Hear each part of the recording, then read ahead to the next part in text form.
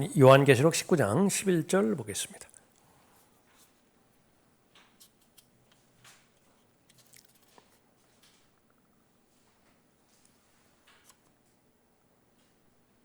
자, 11절부터 마지막 21절까지 아마겟돈 전쟁인데요.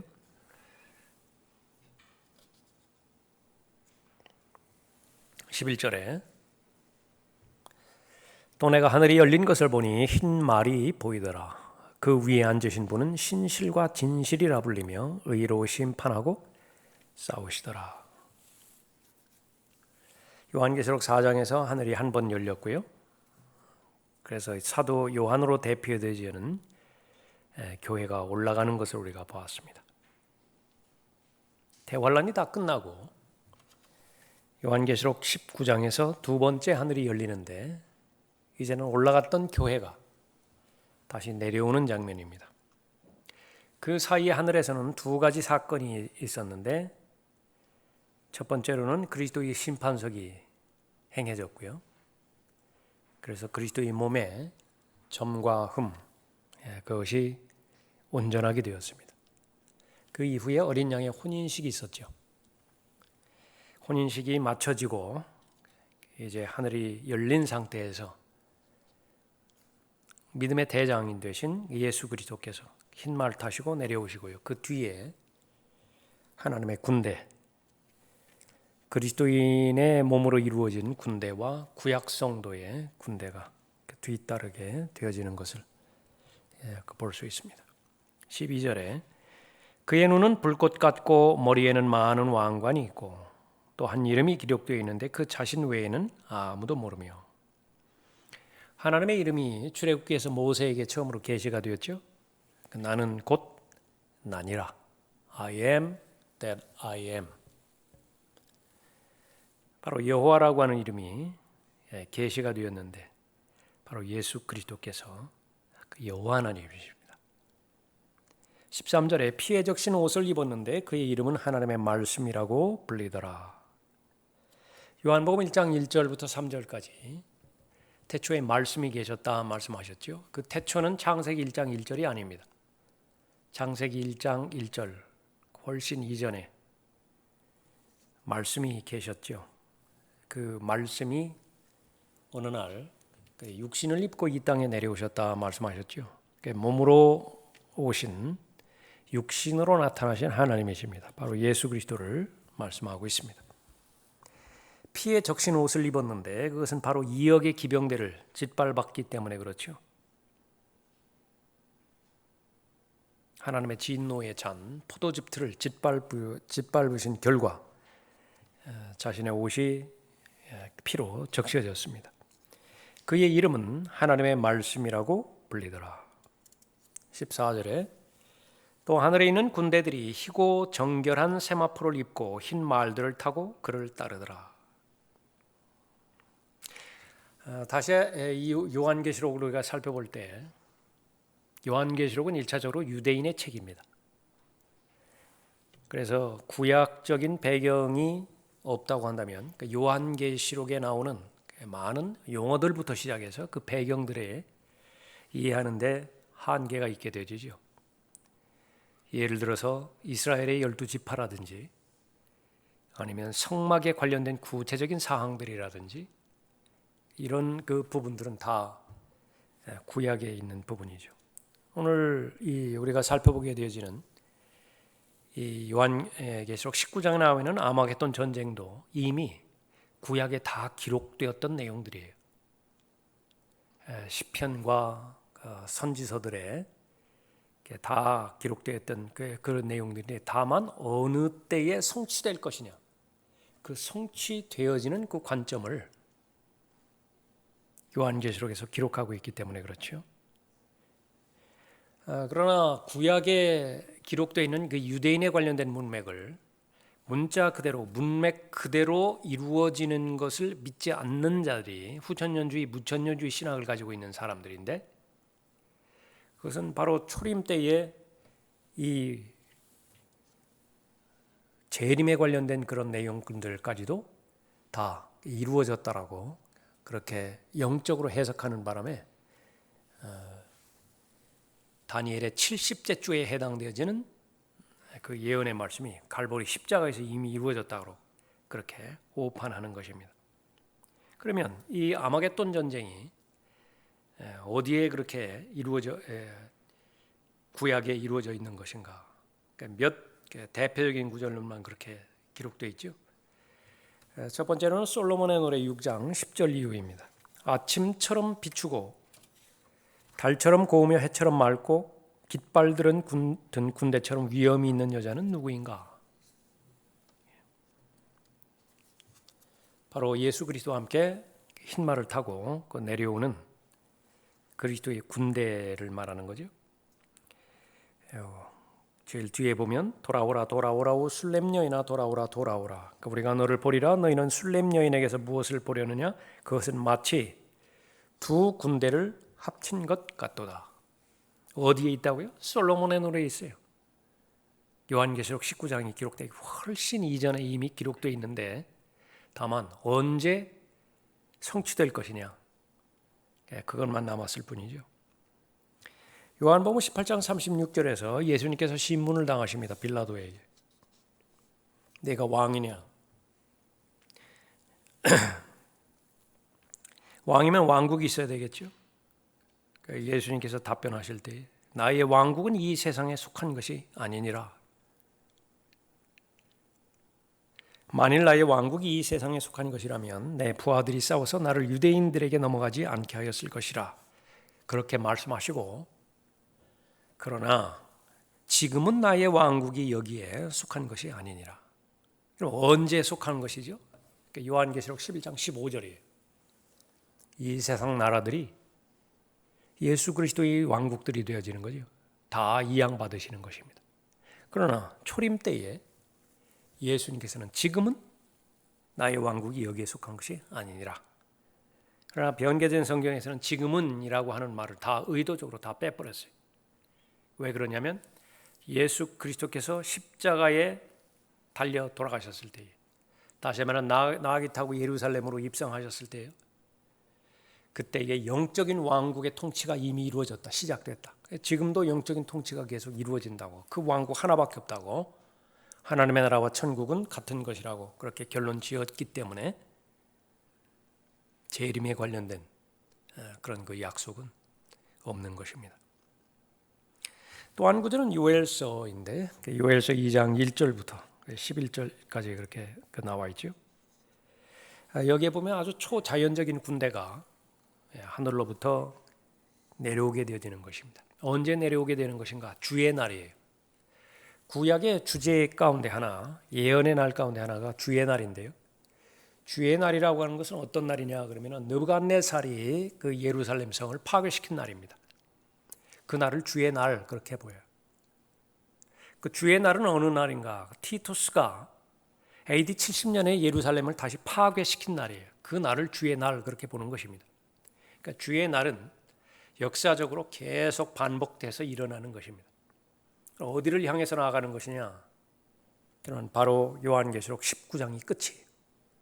요한계시록 19장에 오면 이제 주의 날의 실체가 드러나게 되어지는 것이죠. 그래서 이 초자연적인 말들을 타고 이 기병들이 하늘로부터 내려오는 것입니다.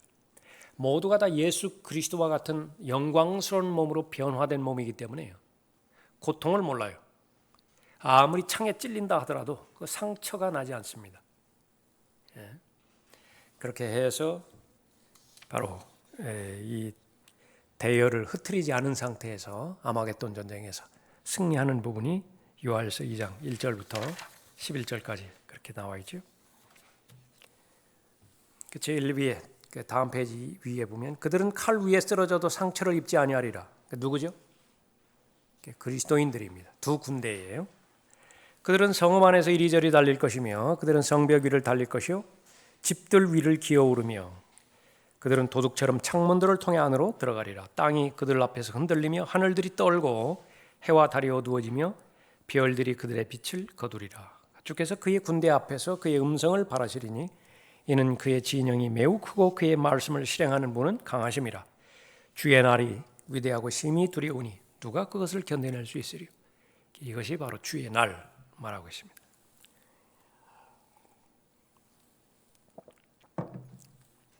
예레미야 6장 22절에서도 주가 이같이 말하노라. 보라, 한 백성이 북쪽 나라에서 오나니 한 큰 민족이 땅의 사면에서 일어나리라.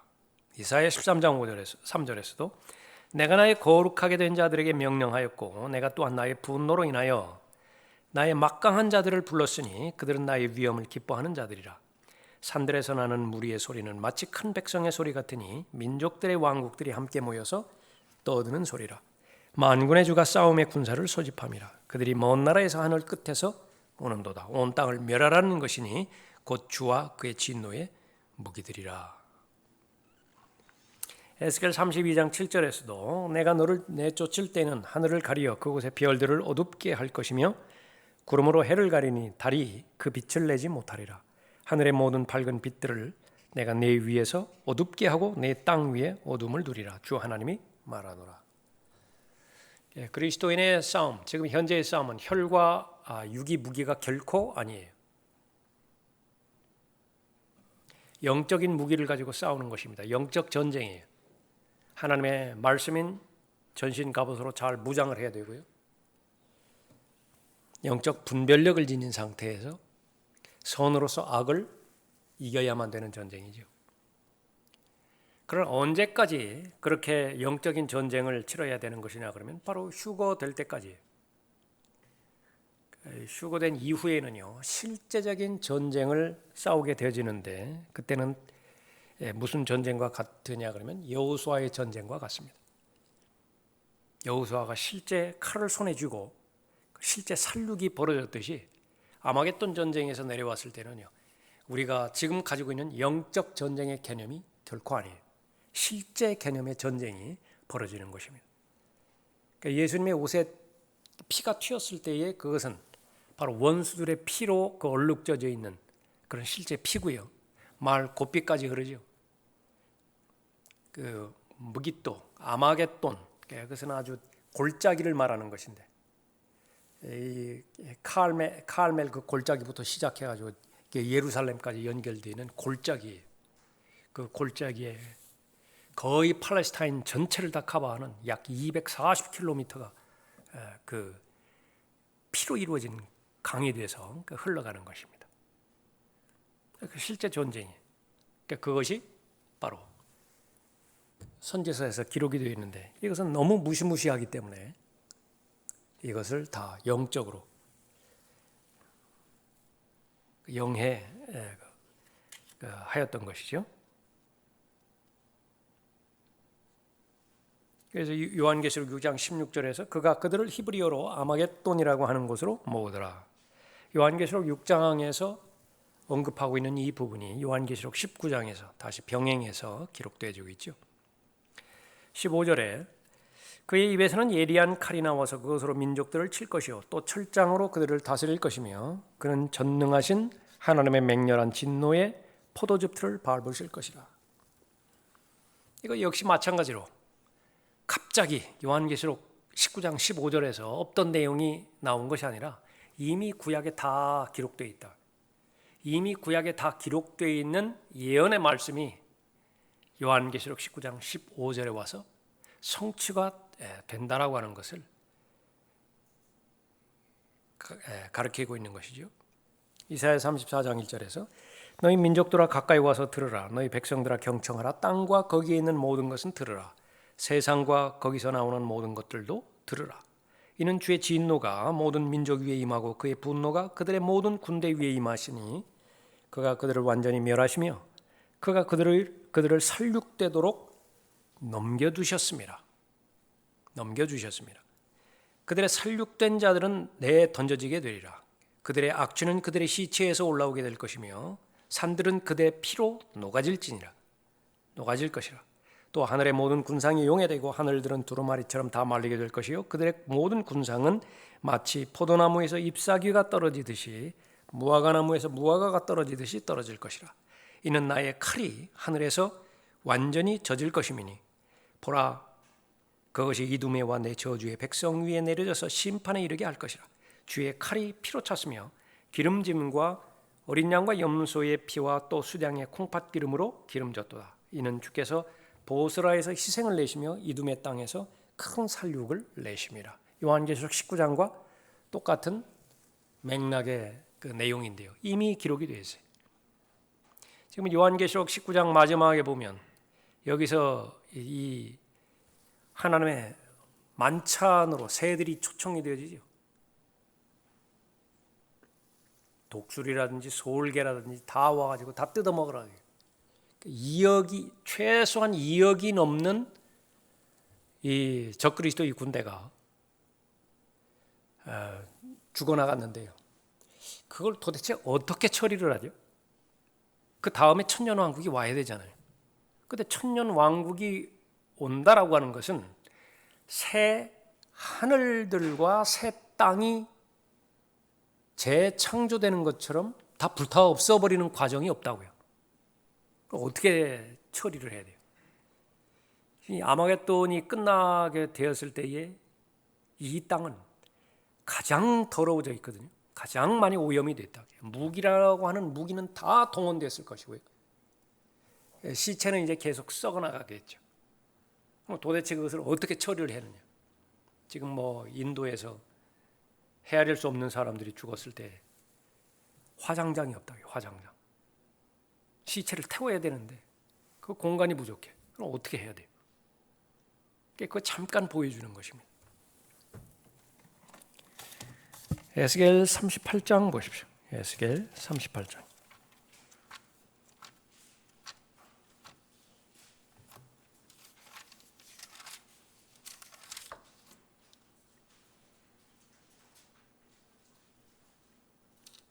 자, 39장입니다. 39장.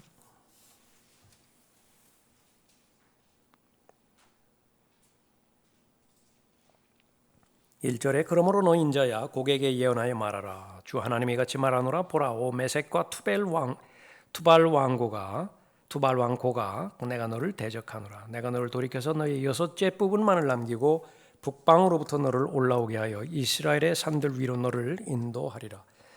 내가 내 왼손에서 내 활을 쳐서 내 오른손에서 화살들이 떨어지게 하리라. 내가 이스라엘의 산들 위에 쓰러지리니 너와 너의 온 부대와 너와 함께한 백성들이라. 내가 너를 몹시 굶주린 각종 새들과 들의 짐승들에게 주어 삼키게 하리라.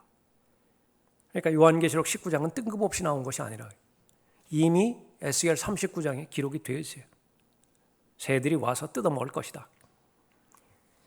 내가 들판에 쓰러지리라. 이는 내가 그것을 말하였음이라 주 하나님이 말하노라. 또 내가 마곡과 섬들에서 태평하게 살고 있는 자들 가운데로 불을 보내리니 그들은 내가 주인 줄 알리라. 그리하여 내가 나의 거룩한 이름을 내 백성 이스라엘 가운데 알게 할 것이요 또 그들로 나의 거룩한 이름을 더 이상 더럽히지 못하게 하리니 이방으로 내가 주 곧 이스라엘에 계신 거룩한 분임을 알게 하리라. 죽어서야 아는 거예요. 이방인들이 하나님이시다. 그러면 마지막 심판을 받고 나서야 하나님의 말씀이 참이구나 알게 되는 거죠. 8절에 보라 그 일이 이루고 그 일이 이루어지리니 이 날이 내가 말했던 그 날이니라 주 하나님이 말하노라. 이것이 계속 언급되는 주의 날이에요. 주의 날. 이스라엘의 성읍들에 거하는 자들이 나가서 무기들의 불을 놓아 태우리니 작은 방패들과 큰 방패들과 활들과 화살들과 몽둥이들과 창들이라. 그들이 불로 이 무기들을 몇 년간 태운다고요? 7년 동안이나 태운다고. 지금 정화되어지는 과정이에요. 7년간 계속해서 불태워야 돼요. 그리하여 그들은 들에서 어떤 나무도 취하지 아니하고 삼림에서 어떤 나무도 자르지 아니하리니 이는 그들이 불로 무기들을 태울 것입니다. 또 그들은 그들을 약탈한 자들을 약탈할 것이요 그들을 강탈한 자들을 강탈하리라. 주 하나님이 말하노라. 그날에는 내가 고객에 이스라엘에서 무덤으로 한 장소를 주리니 바다 동편에 있는 행인들의 골짜기라. 그것이 행인들의 길을 막으리라. 또 그들은 곡과 그의 모든 무리를 그곳에 매장하리니 그들이 그곳을 하몬곡 골짜기라 부르리라. 매장해야 된다고. 최소한 2억 명의 시체를 매장을 해야 돼. 이스라엘 집이 그들을 7달 동안 매장하여 그 땅을 깨끗게 할 것이라. 시체 처리하는 데만 해도 7달이 걸려요. 그러니까 이후에 계속되어지는 내용이 바로 이 아마겟돈 전쟁에서 나오는 그런 부분입니다. 계속해서 우리가 살펴볼 것은 요한계시록, 그것은 1차적으로 유대인의 책이다. 유대인의 경륜에서 유대인의 경륜을 다루는 책이라 볼 수 있습니다. 16절에 또 그의 옷과 넓적다리에 이름이 기록되어 있는데 만왕의 왕 또 만주의 주라 하였더라.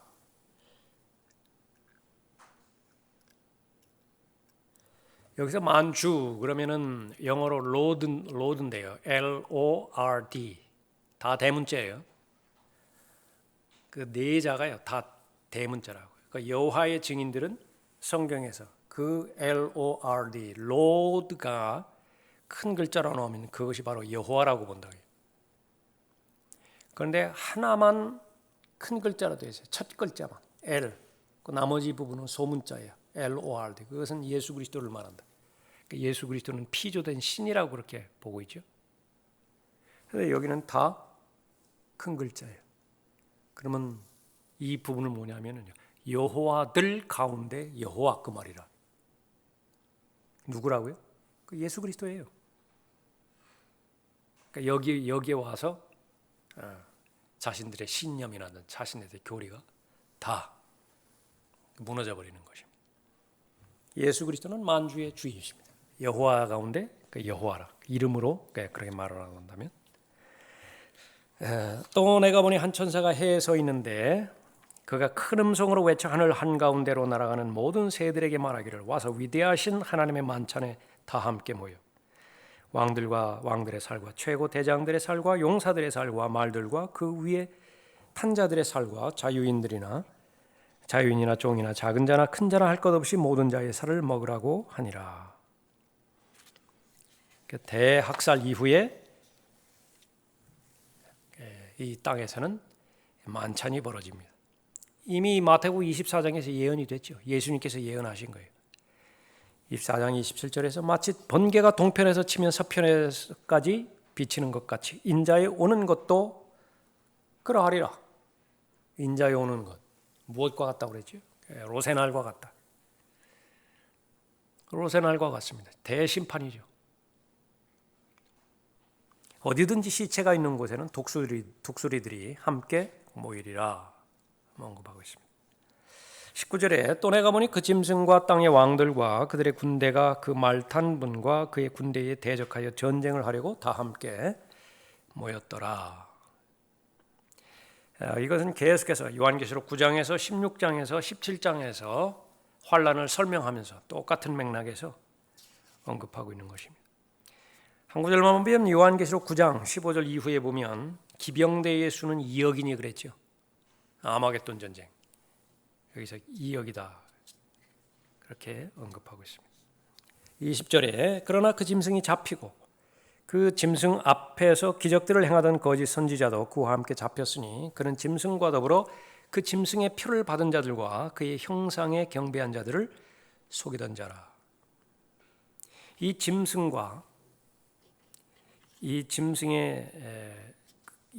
앞에서 기적들을 행하던 거짓 선지자, 이 둘은 항상 따라다닙니다. 짐승과 거짓 선지자. 불못으로 들어가 버리죠. 그러나 마귀 자체는 불못에 들어가지 않습니다. 끝없이 깊은 구렁으로 들어가서 1000년간 갇히게 되어지죠. 그 다음에 1000년이 차고 나면 마지막 사탄의 반란이 일어나게 되어지고 큰 백보자의 심판, 마지막 심판을 통과해서 이 마귀의 삼위일체, 그것은 이제 불못으로 들어가서 영원히 그곳에서 고통을 당하게 되어지는 것입니다. 그 과정 가운데서 그 중간에 이 짐승과 거짓 선지자가 지금 불못으로 들어가는 것입니다.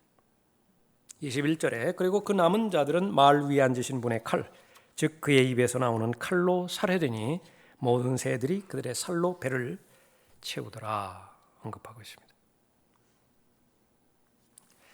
이 부분도 역시 마찬가지로 그 선지서에서 이미 예언이 되고 있는데 대표적으로 스가랴 14장 3절을 보면 그때 주께서 나아가 그 민족들을 대적하여 싸우시리니 전쟁의 날에 싸우셨을 때처럼 하시리라. 여호수아 10장을 여러분이 알고 계시면 10장에 다시 재현이 되는 거예요. 여호수아 10장이 전쟁의 날. 또 12절에 주께서 예루살렘을 대적하여 싸운 모든 백성을 치실 재앙이 이러하리니 그들이 그 발로 서 있을 때에 그들의 살이 녹아 없어져 버릴 것이요 그들의 눈이 그 구멍 속에서 녹아 없어질 것이며 그들의 혀가 그 입에서 녹아 없어질 것이라. 그러니까 실제로 그런 일들이 일어나는 것입니다.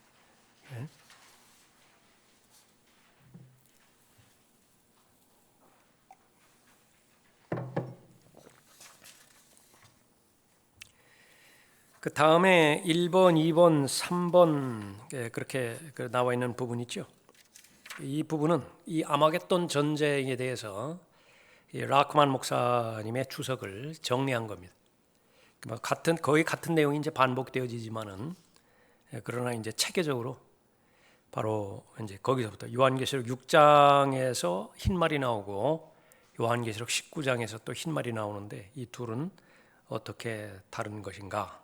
그 부분 포함해서 바로 이 마지막 이 사탄이 멸망하기까지 그 내용을 잘 이렇게 정리된 그런 내용입니다.